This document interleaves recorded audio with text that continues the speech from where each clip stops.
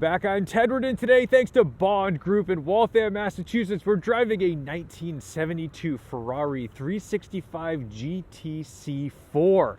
This beautiful front-engine V12 2+2 is really starting to grow on me. I was never a huge fan of these because I think I like Daytonas and Spyders better. However, this is the luxury version of a Daytona. This is sort of what you would have around town, and it's making a lot of sense to me right now, and it sounds outrageous. It's powered by a 4.4-liter Colombo V12 4-cam with 6 side draft Webers, so it is just a lot of intake going on in this engine bay. But because of the side drafts, not down drafts, you're able to have this super wild flat front end. I think the shape of this car is gorgeous, and I don't know, in photographs it never really did it for me, but in person, the more time I spend with it, the more I love it. The pop-up headlights are great, the gorgeous knockoff wheels, and again, when I say knockoff, that's just colloquial talk for having center locks in the old days. I don't mean these are fake wheels. They are original and real Chromadora wheels for sure. Some have Ferrari wire wheels, and it is 25 degrees. We're even getting some little snow flurries here and there, but I just love the style of this car, especially this rear, how that tire is tucked into the body. Look at all of the visibility from the rear of this car. You have this huge glass plus the quarter glass, and then inside we have a manual 5-speed gearbox with this great cockpit style. I think this is one of my favorite kind of 70s Ferrari layouts. Some of these cars, like even 330, didn't really do it for me for an interior style, but I really dig this. This looks fantastic. The black leather, classic, and this light blue color is wonderful. This one was manufactured in June of 1972, and I believe there's only about 500 of these.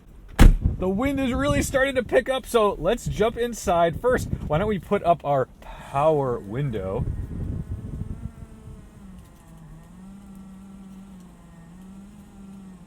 Yes, that's luxury. All right, let's get her started up. Oh, yes. This thing purrs like a kitten. Oil pressure's coming up great. Perfect. We've been driving a little bit. We've got some water temp. Oil temp will come up in a second. This choke down here, blue means off. Blue means off. That's annoying, but it does. Yeah, if we were to put that up, this thing would run like absolute garbage. So it runs like a peach right now. The pop-up headlights, let me show you. I'll go back out into the freezing cold to show you this because I do like these a lot. Oh, yes. How cool is that?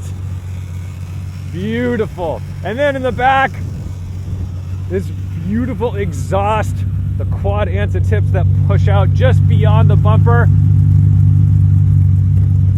Okay, let's go for a drive. Let's take a look. 25 degrees, and due to the wind, it feels like 5 degrees. Okay, perfect day for a vintage Ferrari.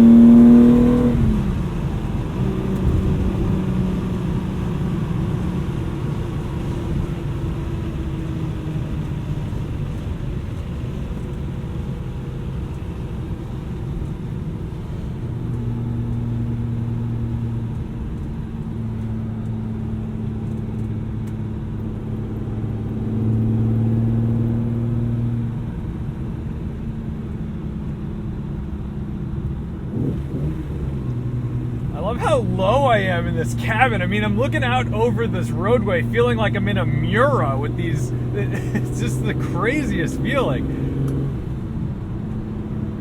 The steering is pretty darn light. It's definitely luxurious. The power assist is wonderful. I've got 4-wheel disc brakes. I've got independent suspension front and rear.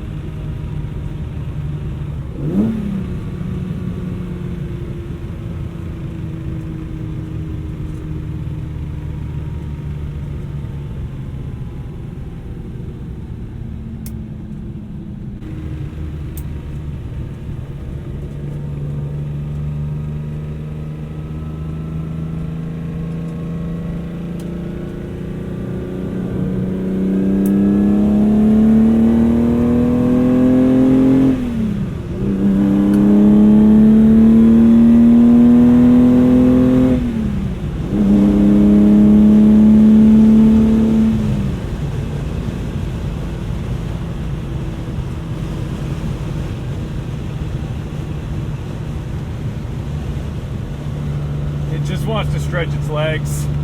Oh my goodness. Look how stable this is. 1972 Ferraris feeling like they want to go 200 miles an hour. This is fantastic. Oh my goodness. I love this. This is designed to make continents smaller. I can't believe it.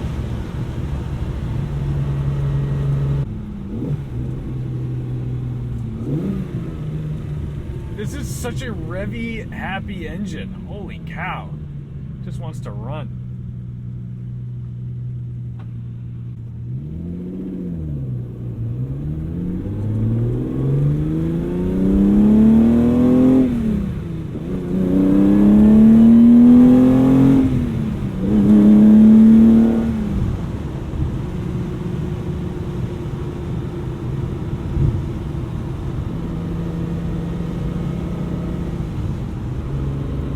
Manhandled it a little bit. Like, it still feels a little heavy with the clutch engagement and this shifter. Everything makes sense, but there's also this level of like, it's not my car. I always want to treat these with like a level of delicate touches, but you still have to grip and rip to get it to do what you want it to do. So I always find myself playing that balance with classic Ferraris of like, well, it's not going to do the thing unless you thrash it a little bit. A little early on that blinker. We're gonna get off down here.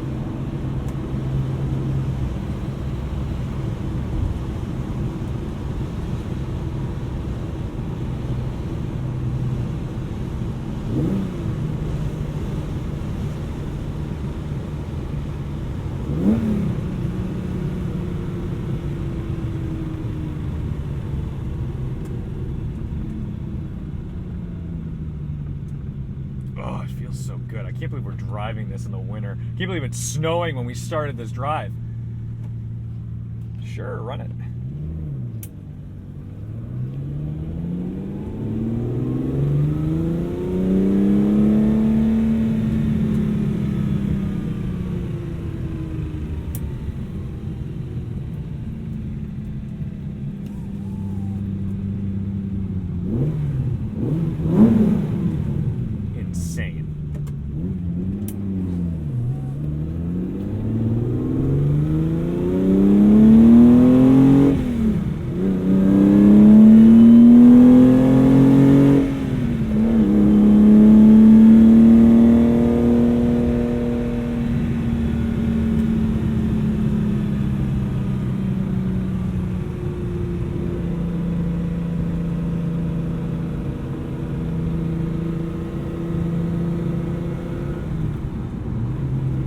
Tells me we do not blend in with regular traffic today.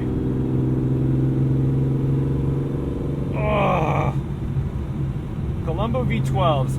Mwah. And we've driven so many on the channel. We've driven a lot of old ones too, from like 250s. And it's just incredible how they evolve throughout the years. And to me, these 4-cam Colombos are just a real beautiful masterpiece. What more could you want from this engine? And it's just always giving you more. Oh, they rev out so beautifully. They sound good at every RPM, and they have such a signature change in tone throughout the rev range.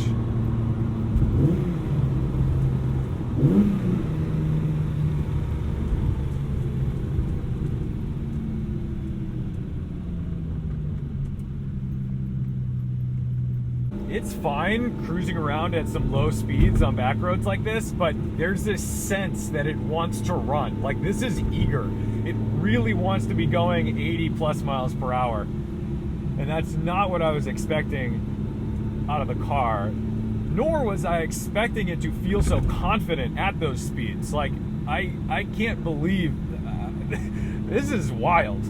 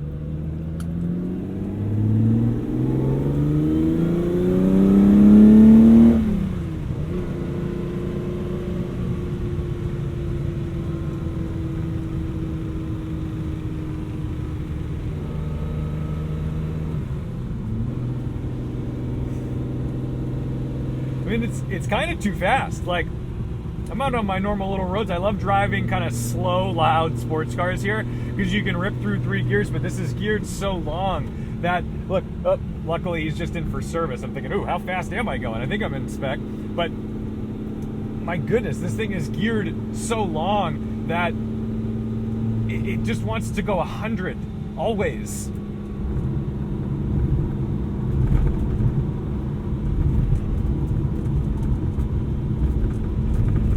My dad has a 1972 C3 Corvette, and I gotta tell you, I've driven some C3 Corvettes. They don't feel like this.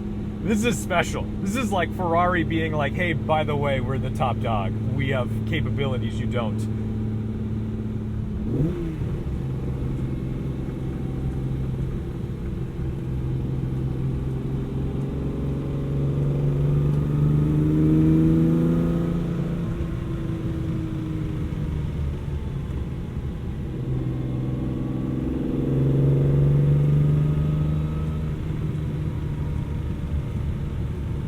Love the overrun. We've got to be careful just going through corners with this car because while it's eager and fast, it's also a little rare. And what we don't want to find out is that there's a stopped trash truck or something around a blind corner. So there is a level of care that needs to be taken in cars like this.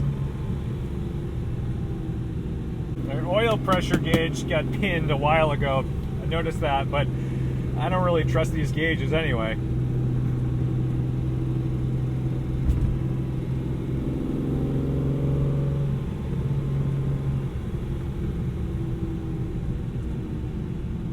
I would go blast around more back roads, but I gotta say, I just want to hit it again on the highway. This thing sounds fantastic.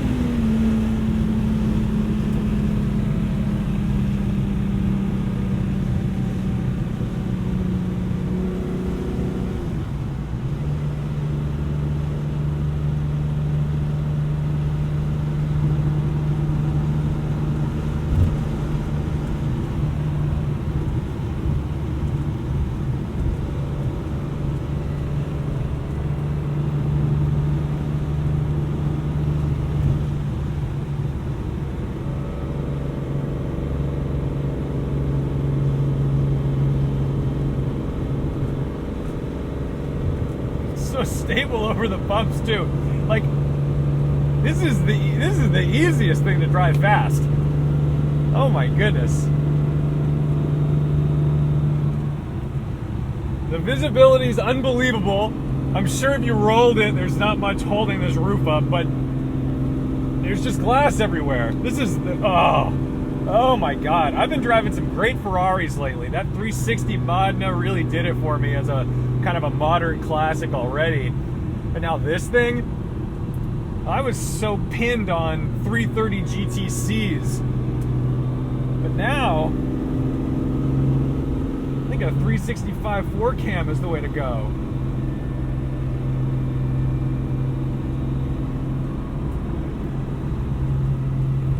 My buddy just bought a replica Daytona Spider. Now, Daytona Spiders are incredibly rare. They're in the 7 figures, so it's not egregious to have a replica. And years ago, like 30, 40 years ago, I think it was around the time when the values of those Spiders started really spiking. So a lot of people started converting Daytona Coupes to Daytona Spiders to make an extra buck. Some did the job better than others. He has a really nice example. And you get the full experience as a replica for much less than 7 figures. And you get this engine. So I'm really hoping we get to experience in the next 12 or 24 months when that car is kind of restored and up to snuff what it's like to drive this 4.4 liter 4-cam Colombo with the top down.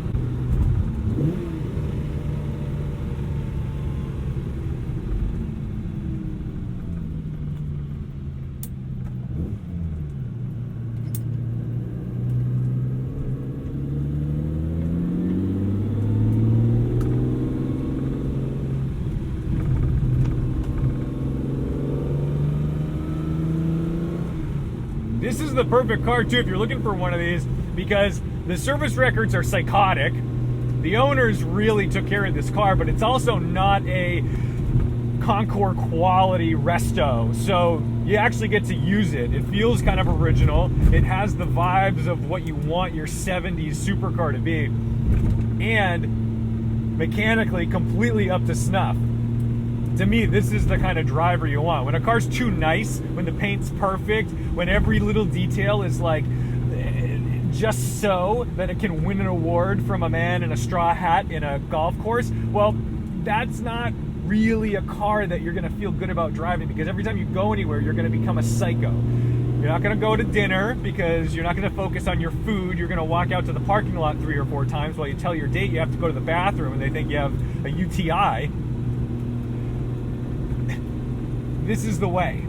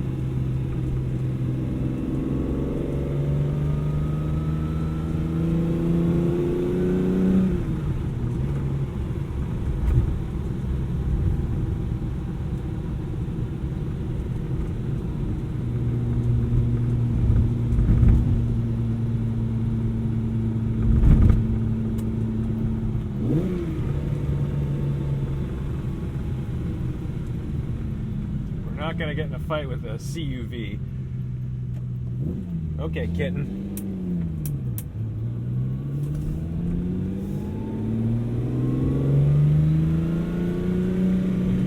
Wonder if we'll have the visibility to actually use. Ah, we got traffic. I was gonna say, this yield sign is so dangerous. It's the weirdest yield sign I've ever seen.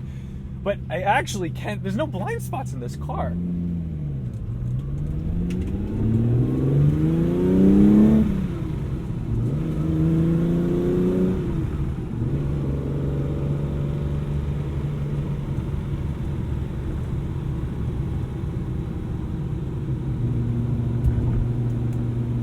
So before I get too carried away blasting around on public roads in this car, I am gonna go bring it back. That's the ticket.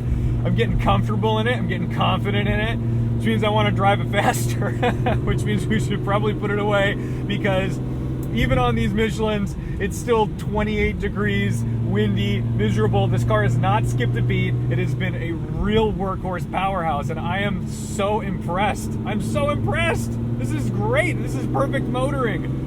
God, I love Ferrari. I think I need to become a Ferrari guy. I've always been a Porsche person, but this is what could make me a Ferrari guy. I like it a lot. I like it a lot. So, thank you to Bond Group for an opportunity to drive a 4-cam Colombo V12 in this really beautiful, I don't know, I never looked at these 365 GTC 4s like anything outrageous, because the style is just not what I think of when I immediately think of Ferrari. But now I think I dig the different kind of rear end with the 3 taillights and everything. It's just got such a blatantly radical style, but it's so classy and elegant. It's low slung like a cat. It's kind of got the Miura vibe to it. Or maybe it's more appropriate to compare to a Ghibli. But either way, I am just genuinely thrilled and impressed. Thank you so much for watching, liking, commenting, and subscribing. Don't forget to respect the drive, and I'll see you in the next one. Instant response from the throttle with these 6 side draft Webers. Oh my God.